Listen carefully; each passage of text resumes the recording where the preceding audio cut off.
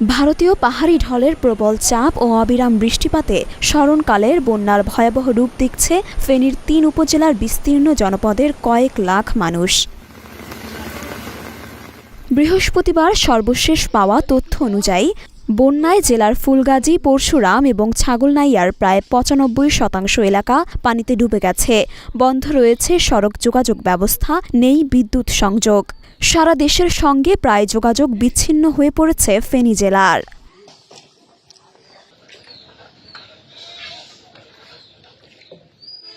বন্যা দুর্গতদের উদ্ধারে ইতোমধ্যে সেনাবাহিনীর পাশাপাশি কোস্টগার্ড, বিজিবি ও নৌবাহিনী যোগ দিয়েছে। ফেনীতে নৌবাহিনীর পক্ষ থেকে উদ্ধার সহায়তা বাড়ানো হয়েছে। বৃহস্পতিবার সকাল ১০টার দিকে বাংলাদেশ নৌবাহিনী তাদের ভেরিফাইড ফেসবুক পেজ থেকে ফেনীতে উদ্ধার কার্যে অংশগ্রহণের তথ্য জানিয়েছে। তারা স্ট্যাটাসে জানিয়েছে, নৌবাহিনীর আরও দুটো কন্টিনজেন্ট ঢাকা ও চট্টগ্রাম থেকে রওনা হয়েছে। ফেনীতে বন্যা দুর্গত এলাকায় উদ্ধার কার্যে অংশগ্রহণ করছে। ডুবুরি সামগ্রী, লাইফ জ্যাকেট, স্পিডবোট ও অন্যান্য প্রয়োজনীয় সামগ্রী ব্যবহৃত হচ্ছে উদ্ধার কাজে। জরুরি চিকিৎসা সেবা ও খাদ্য সামগ্রী বিতরণ কার্যক্রম চলমান রয়েছে। সেই স্ট্যাটাসের কমেন্ট বক্সে অনেককে সাহায্যের আবেদন জানাতে দেখা গেছে।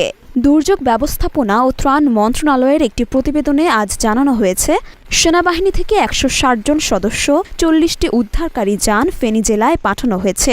এছাড়া একটি ওয়াটার ট্রিটমেন্ট প্লান্ট স্থাপন করা হয়েছে। নৌবাহিনীর ৭১ জন সদস্য ও ৮টি উদ্ধারকারী যান কাজ করছে।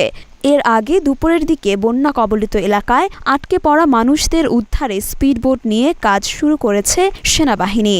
একই সঙ্গে বিজিবি সদস্য ও জেলা স্বেচ্ছাসেবক পরিবারের শত শত স্বেচ্ছাসেবক দিনব্যাপী উদ্ধার অভিযান পরিচালনা ও খাদ্য সহায়তা প্রদান করছে। মরিয়ম মিম, ঢাকা পোস্ট।